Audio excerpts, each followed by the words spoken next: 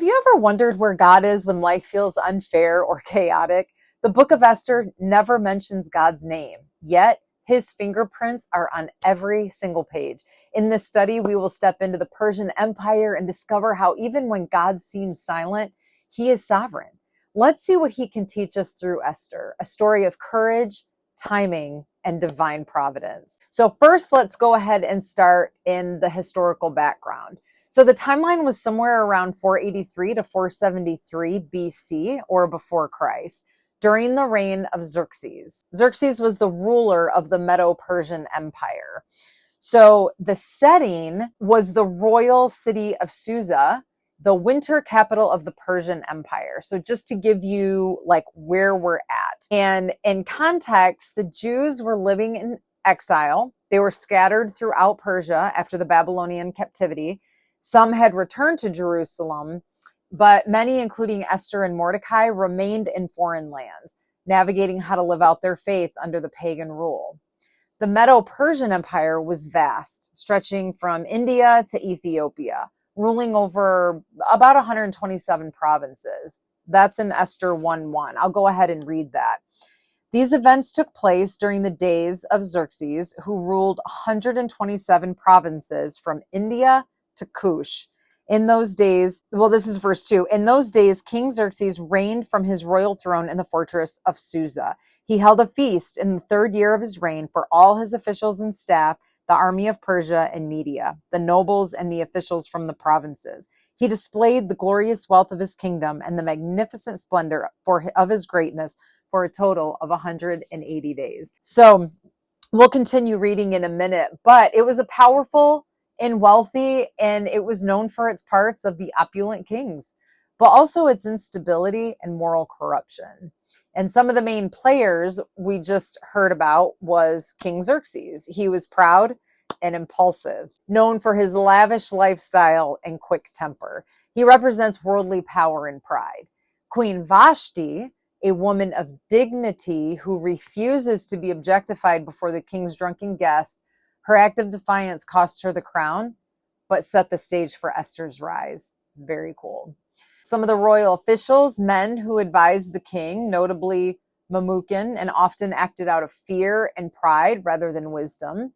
Their decisions reveal the fragility of human power compared to God's unseen plan. The Medo-Persian Empire context and connection to the empire's rule was absolute. Once a decree was made, it could not be revoked. That's in Esther 1:19. So that gets into a little bit further down the road of reading. But it represented humanity's best attempt at power and order, yet it was deeply flawed. This backdrop highlights God's quiet sovereignty, even in pagan nations and imperfect systems. He is still working for the good of his people. That is good news, you guys.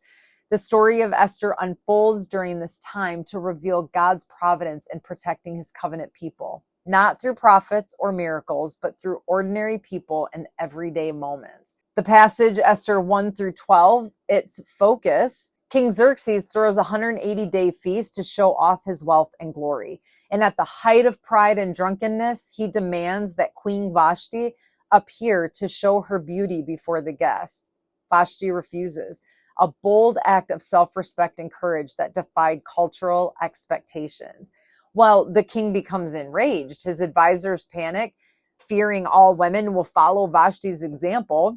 Well, this leads to Vashti's removal, setting the stage for Esther's entrance in chapter 2. Though God's name is not mentioned, his providence is woven throughout Vashti's refusal, which is the catalyst for Esther's eventual rise and salvation of her people. God was already positioning pieces long before Esther entered the story. Why was Queen Vashti, why did she refuse in Esther 1:10-12? So Esther 1:10-12 says, on the 7th day, when the king was feeling good from wine, Xerxes commanded Mehuman, Biztha, Harbona, Bigtha, Abagtha, Zethar, and Carcass, the 7 eunuchs who personally served him, to bring Queen Vashti before him with her royal crown.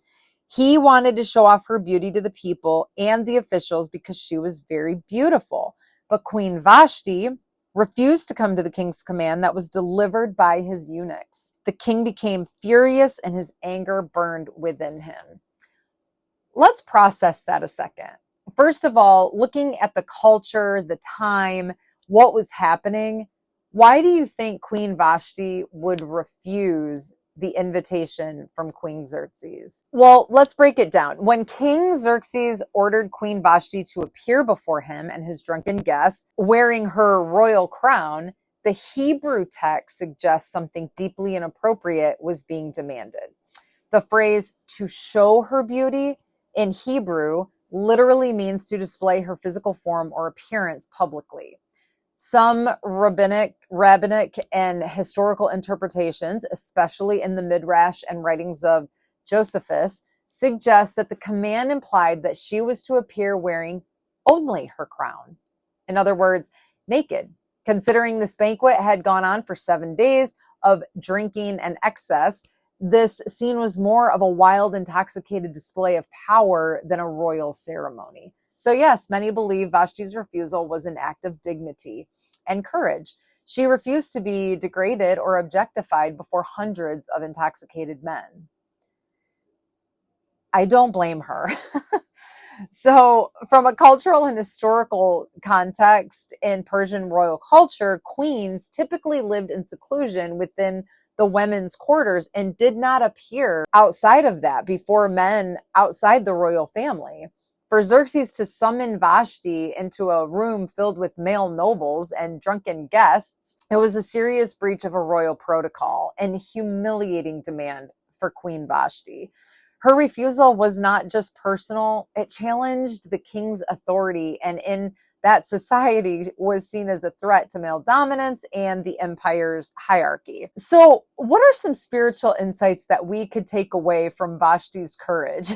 I can think of a few. Let's go ahead and highlight some of the powerful truths that are happening at this time. Sometimes doing what's right before God will cost you position, comfort, or approval, but your integrity is worth more than any crown. Her quiet act of defiance became the doorway through which Esther would later step into her divine assignment. Let's talk about some of the main messages and purposes of the book's theme. God's providence and sovereignty is in the unseen.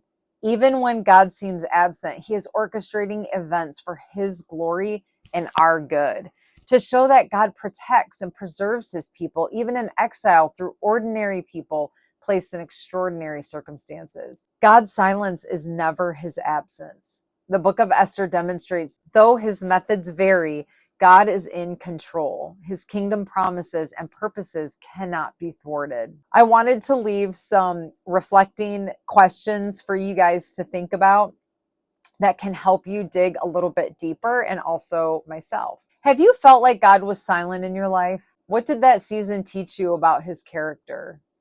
How did you respond when life feels unfair or when others seem to hold the power? Vashti stood for her dignity despite the cost.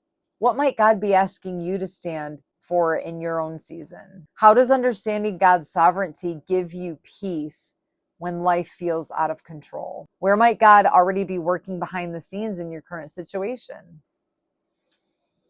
You may not see it now, but the same God who guided Esther's story is guiding yours. He is not distant. He is deliberate, even in hidden seasons.